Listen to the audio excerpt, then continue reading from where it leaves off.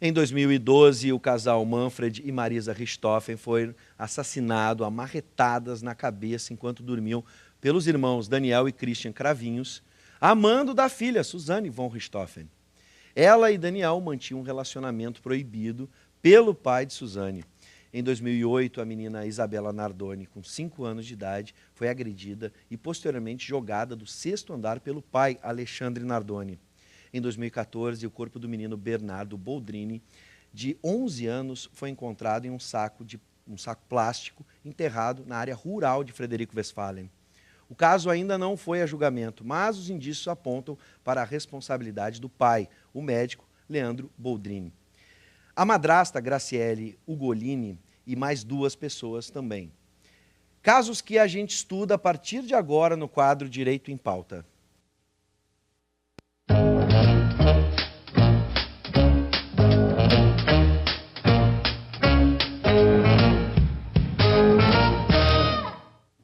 O Direito em Pauta é um oferecimento da Livraria do Advogado. Criada em 1973, a Livraria do Advogado, editora, é especialista em atender o meio jurídico com literatura especializada. As mais importantes obras jurídicas, de clássicos a lançamentos, estão no catálogo. A inserção da Livraria do Advogado em cursos e universidades faz da editora uma das principais do Brasil, e a gente está muito feliz em receber a Livraria do Advogado. Sejam bem-vindos. Nosso assunto é a responsabilidade penal do psicopata criminoso. Boa noite, professor Paulo Regis, que honra recebê-lo num momento tão feliz, até mesmo de celebração aqui para o nosso quadro. Sem dúvida, hoje com um patrocínio Verdade. De uma instituição que está ligada ao meio jurídico. Sem dúvida. Bives, sempre uma alegria retornar ao programa. Hoje nós temos a presença da nossa acadêmica, a nossa acadêmica Ariane de Souza Deves, que recentemente recebeu uma nota gloriosa num TCC. E também, como sempre, a presença do nosso professor de, entre outras disciplinas, de Psicologia Jurídica, aqui do campus de Canoas, no curso de Direito. Sejam bem-vindos. Muito obrigada. Bom, vou começar com a nossa convidada especial. Ariane, agora no final do mês foste submetida à banca, né, da conclusão do curso. E, bom, vamos explicar um pouquinho desse teu trabalho. Ela que tirou a aprovação, nota máxima, nota 10. E a gente quer entender um pouco da tua pesquisa. Explicar para os nossos telespectadores, né, qual foi a motivação para a escolha desse tema e qual é o núcleo do trabalho que tu desenvolve. Bom, a motivação pela escolha do tema foi porque a psicopatia e os crimes cometidos por psicopatas sempre me despertaram bastante curiosidade, Bives.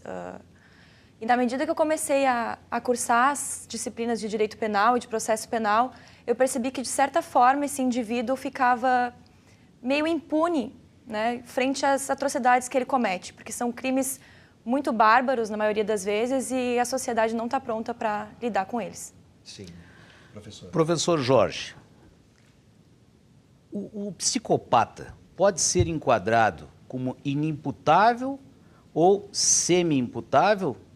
Muito bem, professor Paulo Regis, cumprimento a todos, em especial a nossa convidada, que é a sua orientanda. Que foi me orientando. Eu tive o prazer enorme de poder acompanhá-la nessa trajetória. O trabalho dela realmente foi brilhante sobre a responsabilidade dos psicopatas. Normalmente se entende que os psicopatas que cometem crimes muito graves, né? Eu estou lembrando de um que vendeu 3 vezes a Torre Eiffel em Paris.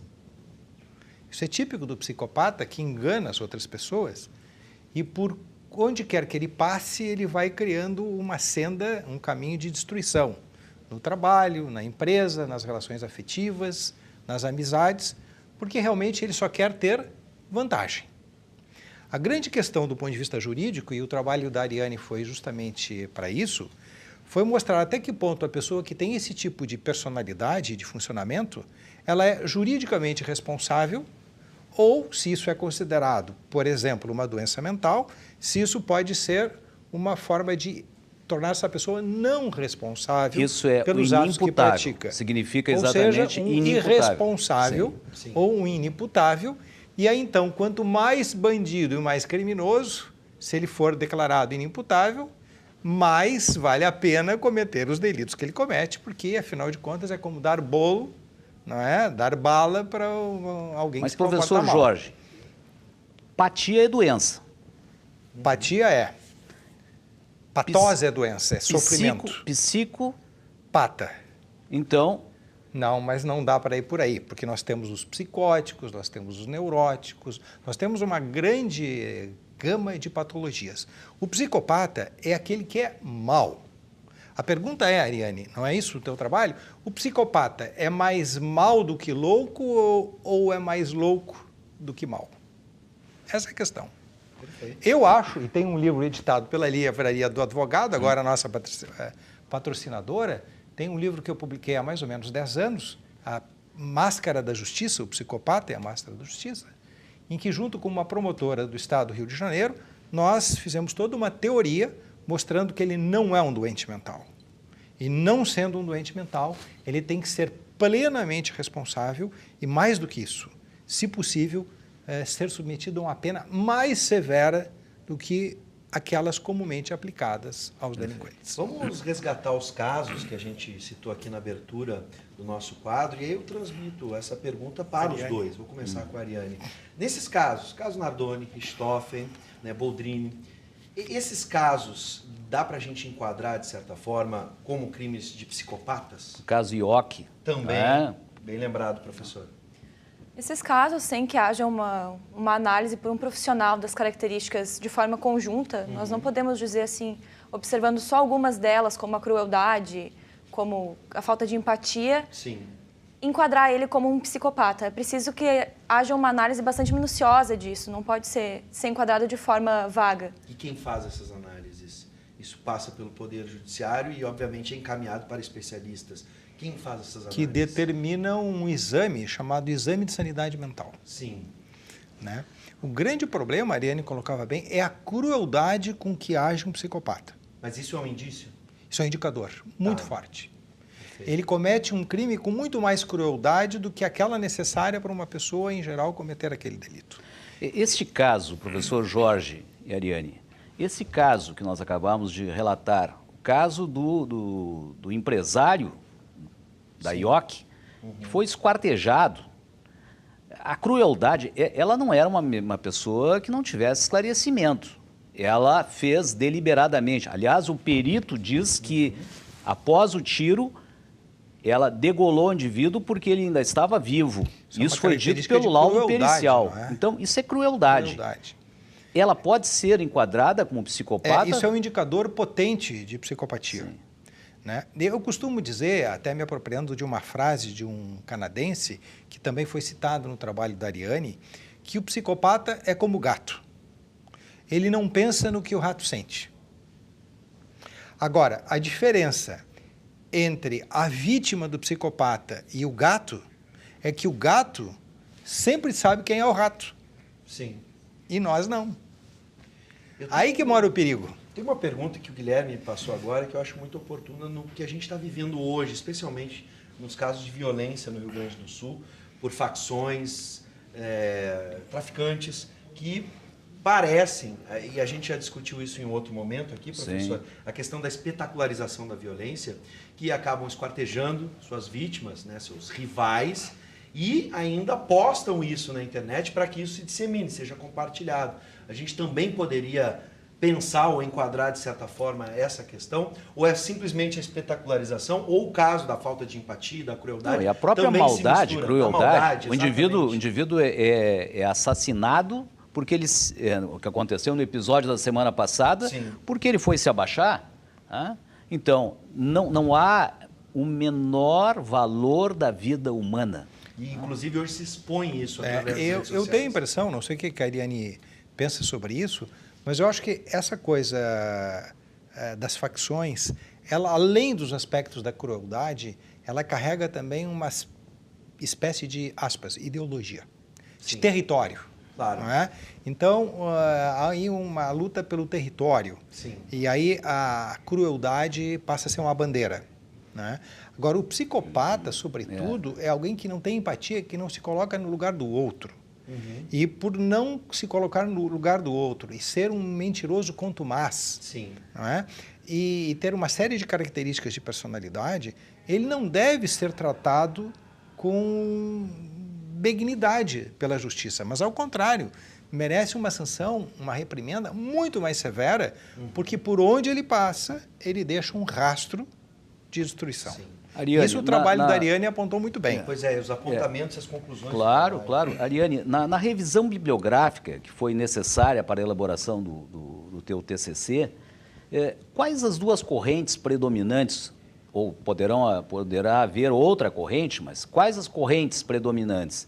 E depois, por favor, explica para o nosso telespectador como que a jurisprudência, ou seja, como as decisões dos tribunais têm enfrentado essa questão do psicopata. Por favor. As correntes principais que eu abordei no meu trabalho são...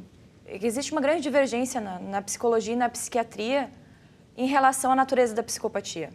Uma corrente vê o psicopata como um doente mental, tirando a responsabilidade dele dos atos dele, e outra corrente vê a psicopatia como um transtorno de personalidade, que é a corrente abordada pelo professor Trindade, que eu defendi também no meu trabalho. Através dessas pesquisas bibliográficas, eu percebi que a psicopatia trata-se de um transtorno de personalidade, de fato, tendo esse indivíduo total capacidade de entender o caráter ilícito do fato, de entender que aquilo não pode ser feito e de determinar-se de acordo com esse entendimento. Ou seja, ele entende o que é um crime e pode escolher cometer esse crime ou não. Ele pode decidir se vai agir de forma legal ou ilegal. E a jurisprudência, no mesmo sentido, tem divergido quanto a isso. Alguns tribunais entendem o psicopata como um semi-imputável ou como inimputável, tirando dele a responsabilização ou diminuindo essa responsabilização. Bom, agora a pergunta para os dois. A gente fala tanto em ressocialização dos criminosos, né, à medida que cumprem a sua pena. É possível a gente encarar, e agora observando as duas correntes, especialmente nas conclusões e apontamentos que vocês defenderam no trabalho, é possível a gente ressocializar? Por exemplo, um psicopata que passa 30 anos na cadeia, ele é possível retornar à sociedade? De forma alguma. O psicopata, também como apontado pelo professor Trindade, não entende esse caráter da pena, não sente remorso, não é capaz de entender e de... Me permita interrompê-la, mas na mesma linha do Bives, o psicopata que cumpriu a pena, numa corrente em que ele vai realmente se sujeitar à pena de reclusão. Ele passou vários anos recluso. Ele retorna para a sociedade. A potencialidade dele continua a mesma, professor Jorge? É altíssima a probabilidade de reincidência. De reincidência. Reincidência. Muito superior àquela dos condenados em geral. Por quê? Como dizia a Ariane, ele não tem sentimento de culpa, ele não tem remorso. Portanto, a pena ser grande, pequena, ele não elabora, a pena não ressocializa. A pena não é um instrumento para reintegrá-lo. Ao contrário, a pena serve para que ele se aprimore dentro das penitenciárias no caminho do crime. Então, quando ele termina a pena, se assim for, ele vai sair, aspas, mais habilitado para o crime, porque agora ele conhece, digamos assim, popularmente, as manhas da cadeia. Então, assim, ele não aproveita da pena, e disse bem a Ariane no seu trabalho, ele não aproveita se ele for cumprir uma medida psiquiátrica, de internação, porque ele cumpre a medida, o tratamento, termina o tratamento, ele engana o médico, ele engana a enfermeira, ele engana o hospital, ou seja, por onde ele passa, ele tem essa característica, ele vai fazendo uma destruição. Ninguém quer ele na penitenciária, porque ele corrompe o sistema penitenciário. Ninguém quer ele no sistema psiquiátrico, porque ele corrompe os demais que são doentes mentais, alguns até com retardo mental, esquizofrenia, portanto são presas fáceis na mão de um psicopata, e ninguém quer ele em lugar nenhum. Então esse é o grande problema, o trabalho da Ariane foi muito Professor bacana. Jorge, eu tenho certeza que o nosso telespectador nesse momento está fazendo a seguinte pergunta. Ariane, quais as conclusões do vosso trabalho? A conclusão, através de leitura, foi que esse indivíduo deve ser responsabilizado pelos seus crimes. Como eu disse anteriormente, ele entende Ele sabe o que ele está fazendo, ele só não se preocupa com o sentimento do outro e ele vê a violência tão somente como um meio para atingir um fim, que é o seu prazer, só a vontade do psicopata que importa. Sim, e eu fico pensando agora nas condições que a gente tem no sistema carcerário brasileiro, se bem como disse o professor Jorge Trindade, se ele não vai para a escola do crime e vai ser cooptado, por exemplo, por uma facção e aquela característica de crueldade ou mais do que dele cooptado, se ele não vai ser o gestor da facção. Não, eu acredito isso, que a facção ele tem essa capacidade cognitiva, essa inteligência. Exatamente, inteligência e a crueldade associada, dizendo, olha, esse é bom para fazer tal missão e a mais cruel possível. Exatamente. Então isso assusta. Bom, vamos para os finalmente, professor? Ariane, a dúvida é a seguinte: depois de passada essa fase de trabalho de conclusão, aliás, é preciso reconhecer que a nossa universidade, entre outras instituições do país, o coroamento de um curso jurídico é exatamente com um trabalho de conclusão de curso. Nós chamamos de TCC.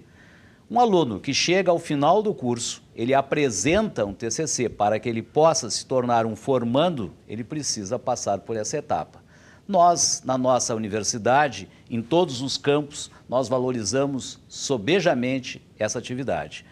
Então, nós queremos lhe perguntar, Ariane, após a conclusão do curso, após toda essa pesquisa, esse levantamento bibliográfico, quais serão os seus caminhos no estudo do direito?